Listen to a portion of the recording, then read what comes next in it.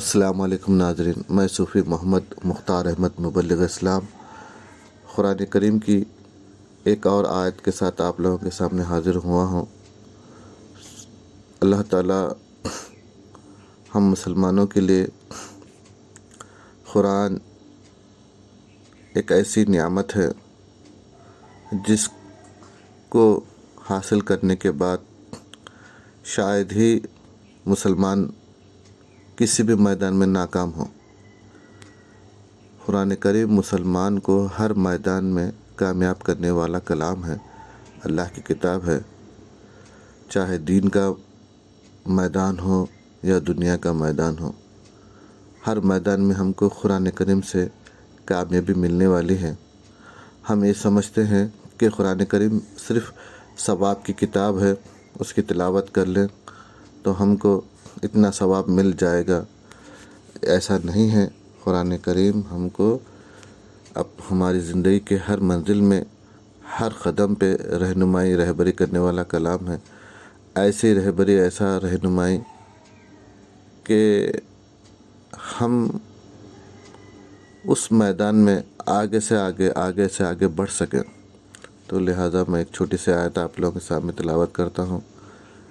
ان للمتقین مفازا، یہ سورہ نبا کی آیت ہے۔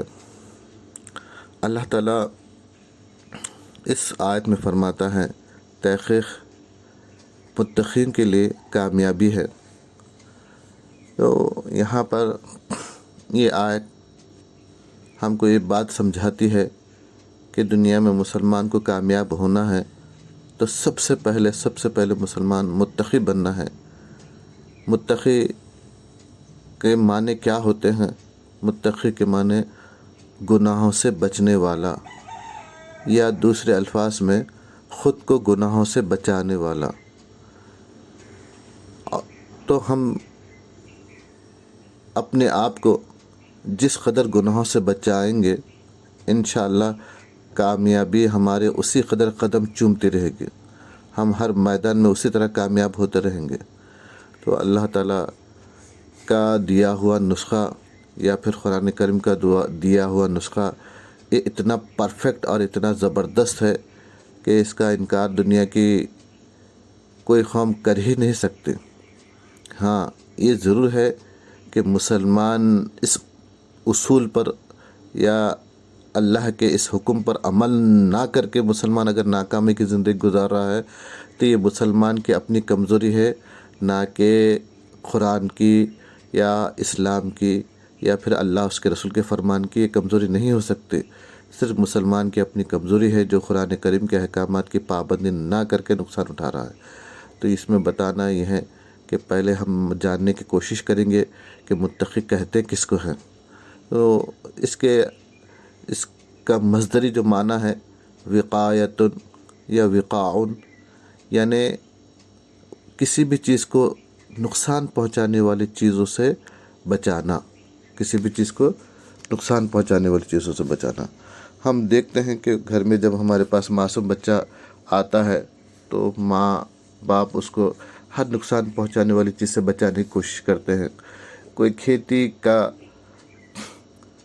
کام کرتا ہے، یعنی زراعت کا کام کرتا ہے، تو وہ اپنی فصل کو ہر نقصان پہنچانے والی چیز سے محفوظ کرتا ہے، تو تب جا کے اس کو آگے بہترین فصل ملتی ہے۔ اور بچے کو ہر نقصان پہنچانے والی چیز سے اگر ہم محفوظ کریں تو تب بچہ صحت مند ہو کے یعنی ہمارے آنکھوں کے سامنے جوان ہوتا ہے۔ تو یہی اللہ تعالیٰ گناہوں سے اپنے آپ کو بچانے کا حکم، اس میں یہی راز ہے کہ گناہ انسان کی اس کی فطری طاقت کو توڑ دیتی ہے، اس کے فطری جذبے کو توڑ دیتی ہے۔ یعنی ایک انسان اگر گناہ میں مبتلا ہو گیا تو وہ دنیا کے کسی بھی اچھے کام کے قابل نہیں رہتا۔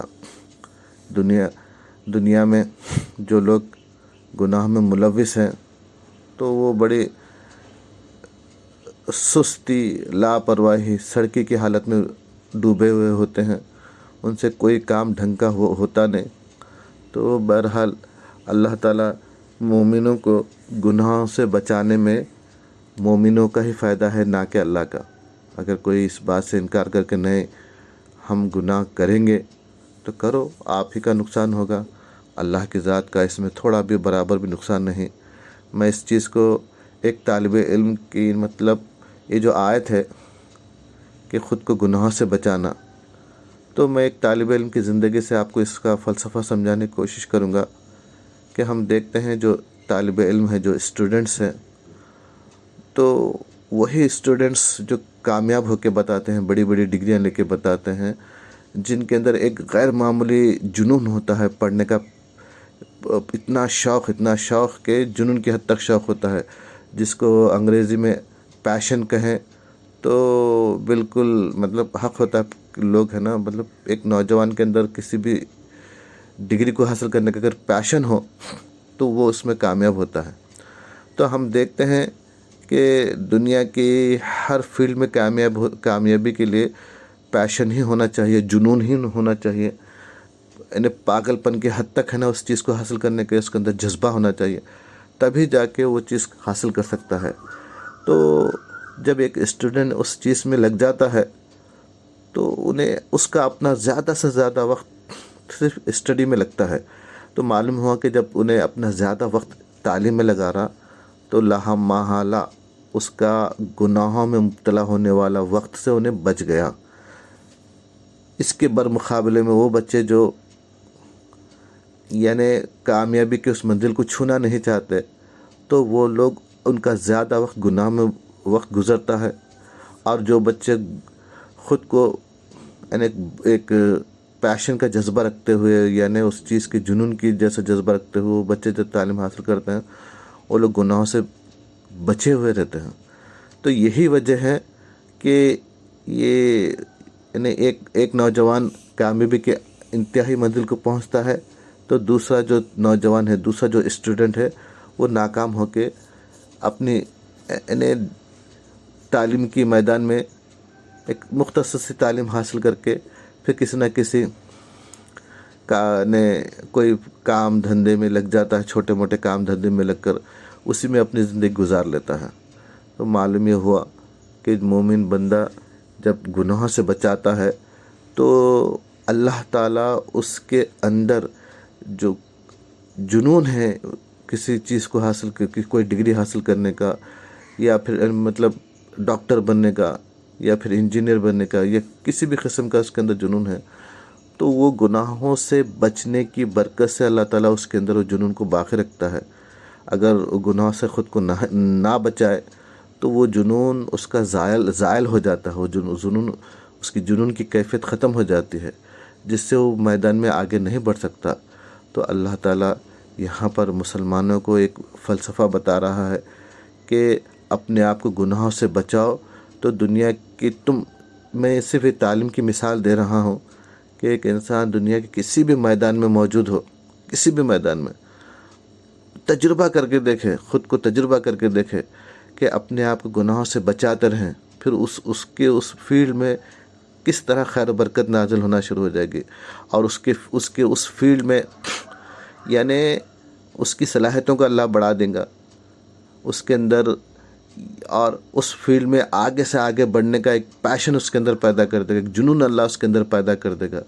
جب وہ جنون اس کے اندر پیدا ہو جائے گا تب وہ ترقی کرنا شروع کرے گا۔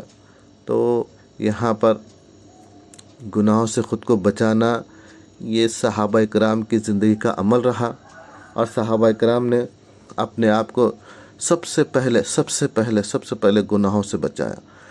جیسا ہی کلمہ پڑھا، مسلمان ہوئے صحابہ کرام، تو ان کی سب سے پہلی ذمہ داری یا پہلا ان کے اوپر جو قرآن کی طرف سے بولو یا اللہ کی طرف سے بولو، یا پھر پیارے نبی، پیارے آقائے دو جہاں احمد مجتبیٰ حضرت محمد مصطفیٰ صلی اللہ علیہ وسلم کی طرف سے کوئی انسٹرکشنز ملے ہیں تو وہ گناہوں سے خود کو بچانے کے انسٹرکشنز ملے ہیں، جس کی وجہ سے ایسی غیر معمولی صلاحیتیں پیدا ہوئی کہ دنیا حیران ہو گئی کہ سپر پاور طاقتوں کو شکست دینے کی صلاحیتیں پیدا ہو گئی۔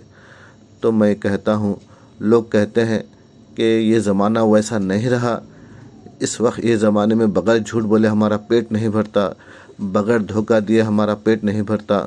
یاد رکھو، ہر زمانہ نیکی کرنے کے لیے اتنا ہی مشکل ہوتا ہے جتنا صحابہ کو کرام کو کلمہ پڑھ کر مسلمان ہونے کے بعد اپنی زندگی گزارنا مشکل ہوا تھا.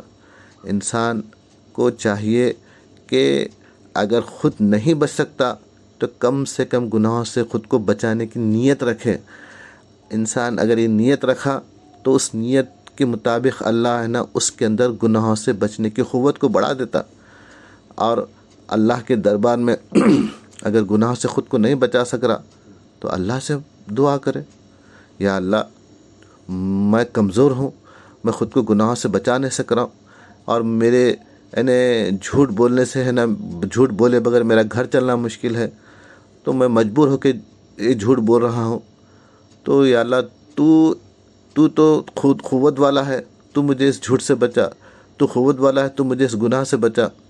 تو قوت والا ہے کیونکہ قرآن میں آیت ہے ان اللہ علی کل شیء قدیر.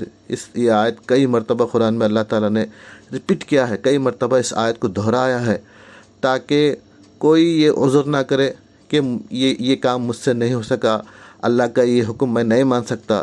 اگر تو نہیں مان سکتا تو یعنی تیری مجبوری ہے، تو پھر اس آقا سے، اس خالق کائنات سے جس نے تجھ کو پیدا کیا، ساری کائنات کو پیدا کیا، کیا وہ تجھے گناہوں سے بچانے پہ قادر نہیں؟ تو بچانے پہ قادر ہے، مگر اللہ اس میں تمہاری نیت کی شامل ہونا ضروری ہے. اللہ اسی بندے کو، اسی مومن کو ہے نا گناہوں سے بچاتا ہے جس کے قلب میں گناہوں سے بچنے کی نیت ہو، جس کے قلب میں گناہوں سے بچنے کی تڑپ ہو، جس کے قلب میں گناہوں سے بچنے کی فکر ہو. تو ویسے مومن بندے کو اللہ گناہوں سے بچاتا ہے، جو اللہ کے دربار میں رات اور دن اللہ سے گڑ گڑائے کہ اللہ مجھے گناہوں سے بچائے. حضور نبی کریم صلی اللہ علیہ وسلم کے متعلق احادیث کریم میں آتا ہے کہ آپ دن میں 70 مرتبہ استغفار مانگتے تھے اللہ سے، 70 مرتبہ اللہ سے استغفار مانگتے تھے. استغفار کا مفہوم کیا ہے؟ کہ اللہ کی پناہ میں جانا، اللہ کی پناہ میں رہنا. یا اللہ تو مجھے گناہوں سے اپنی پناہ میں رکھ، یعنی گناہ کرنے سے مجھے بچا کے رکھ، گناہ کرنے سے مجھے بچا کے رکھ. تو اس طرح کیا ہے کہ جب حضور نبی کریم صلی اللہ علیہ وسلم اس قدر ہے نا اللہ سے دعا کر رہے ہیں، تو ہم تو ہے نا بدرجہ اولیٰ لاکھوں مرتبہ ہے نا اللہ سے اس بات سے گڑ گڑانا ہوگا کہ یا اللہ میری زندگی گناہوں سے محفوظ رکھ، میری زندگی گناہوں سے محفوظ رکھ. انشاءاللہ تم اس کی خیر و برکتیں اپنی زندگی میں دیکھیں گے. تم جس قدر اپنے آپ کو گناہوں سے بچائیں گے، جس قدر اپنے آپ کو گناہوں سے بچائیں گے، تو یعنی دنیا لوگ کہتے ہیں میں کتنا ہی کماتا ہوں پھر بھی میرے گھر میں تنگی رہتی ہے، میں کتنی ہی محبت سے لوگوں سے پیش آتا ہوں پھر بھی لوگ میرے ساتھ برا ہی کرتے ہیں، میرے ساتھ جو ہے نا بھلائی کا معاملہ نہیں کرتے. اس طرح کا شکوہ الٹا ہو جائے گا. آپ تھوڑا کمائیں گے، خیر و برکت زیادہ ہو جائیں گے. آپ لوگوں سے ہے نا تھوڑی سے اخلاق سے پیش آئیں گے، مگر تمہارے ساتھ لوگوں کا اور بڑھ کر تمہارے سے اخلاق سے پیش آنے کا معاملہ ہونا شروع ہو جائے گا، صرف اور صرف اپنے آپ کو گناہوں سے بچانے کی برکت سے. اور بار بار اللہ سے دعا، ایک آپ کی کوشش، آپ کی 10% کوشش کیجئے خود کو گناہوں سے بچانے کے، 90% اللہ اپنے فضل شامل کر کر تم کو گناہوں سے بچائے گا.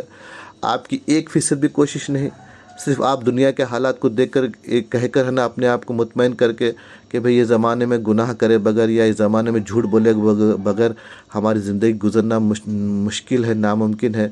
تو یہ سوچ کر آپ اپنے آپ کو ہے نا گناہ میں مستقل باقی رکھ رہے ہیں. تو یہ تم اپنے آپ کو یعنی اپنے ذہن کو اس بات کے لیے تیار کر لیے، یا پھر اپنے مائنڈ کو اس بات کے لیے تیار کر چکے ہیں کہ مجھے گناہوں میں زندگی گزارنا ہے. تو اس طرح کا اگر مائنڈ سیٹ تمہارا تیار ہو چکا ہے، تم خود کو ہے نا گناہوں سے میں رہ کر زندگی گزارنے کا اگر تمہارا ذہن بن چکا ہے، تو یاد رکھو دنیا کوئی طاقت تم کو گناہوں سے محفوظ نہیں کر سکتی.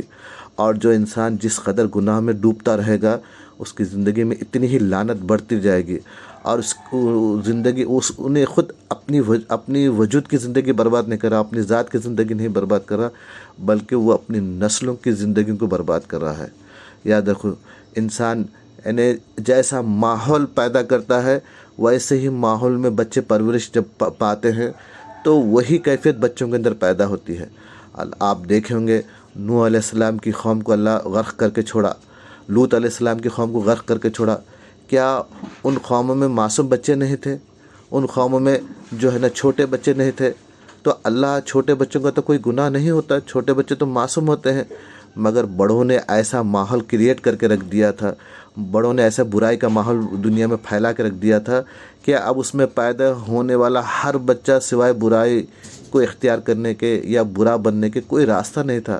تو لہٰذا تم اپنے آپ کو گناہوں میں مبتلا کرنا، تم ہے نا اپنے آپ کو یا اپنے گھر کا ماحول برا بنا لینا، یہ اس بات کی دلیل ہے کہ تم خود تباہ نہیں ہو رہے بلکہ ساری نسلوں کو تباہ کر رہے ہیں۔ آپ اللہ سے دعا کرو کہ یا اللہ مجھے اور میرے جو آنے والی نسل ہے ان کو اس طرح گناہ سے بچا، اس طرح گناہ سے بچا جس طرح صحابہ اکرام کو گناہوں سے محفوظ رکھا، صحابہ اکرام کو جس طرح ہر گناہ سے بچا کے رکھا۔ یا اللہ مجھے میری اولاد کو اس طرح ہر گناہ سے بچا۔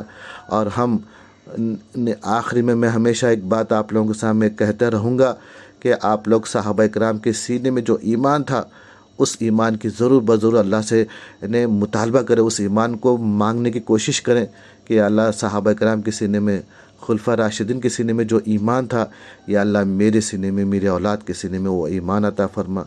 صحابہ اکرام خلفاء راشدین کے سینے میں جو حضور نبی کریم صلی اللہ علیہ وسلم کی محبت تھی یا اللہ میرے سینے میں، میری اولاد کے سینے میں، میری نسل کے سینے میں وہ محبت حضور نبی کریم صلی اللہ علیہ وسلم کی عطا فرما۔ یاد رکھو صحابہ اکرام کا جو ایمان ہے یا صحابہ اکرام کے سینے میں جو حضور کی محبت ہے، یہ اتنی قیمتی نعمت ہے، اتنی قیمتی نعمت ہے، اس کو حاصل کرنے کے بعد کوئی مومن بندہ گناہ تو کیا، گناہ کے قریب بھی جانا اس کے لیے ہے نا اتنی ہی مشکل ہو جائے گا جیسا ایک انسان جانتے بوجھتے کبھی ہے نا نجاست کی طرف، کبھی گندگی کی طرف ہاتھ نہیں ڈال سکتا، ایسا ہی وہ گناہ کی طرف جانتے بوجھتے گناہ کی طرف نہیں جا سکتا۔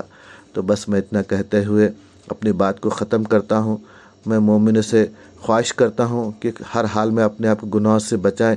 آپ ایک اسٹرگل جاری کیجئے، ایک کوشش کیجئے، پھر اس کے بعد تمہاری زندگی میں خیر و برکت کا ایک ہے نا ایک منظر دیکھیں کہ تمہاری زندگی میں کس طرح خیر و برکت نازل ہونا شروع ہوتی ہے۔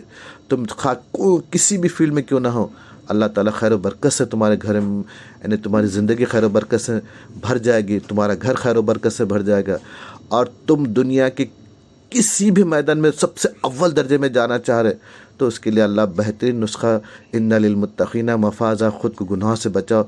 یاد رکھو یہ تو دنیا میں تو تم کامیاب ہوئیں گے، مگر یاد رکھو مستقبل میں اللہ کے دربار میں بھی تم سرخرو رہیں گے، اللہ کے دربار میں آخرت کے میدان میں بھی تم سب سے اول درجے میں کامیاب ہو کے بتائیں گے۔ کیونکہ یہ جو نسخہ جو آپ لوگوں کے سامنے رکھا ہوا یہ میرا ذاتی نسخہ نہیں بلکہ اللہ کے کلام کا، قرآن کریم کا دیا ہوا نسخہ ہے۔ بس میں اتنا کہتے ہوئے اپنی بات کو ختم کرتا ہوں۔ وآخر دعوانا الحمد للہ رب العالمین۔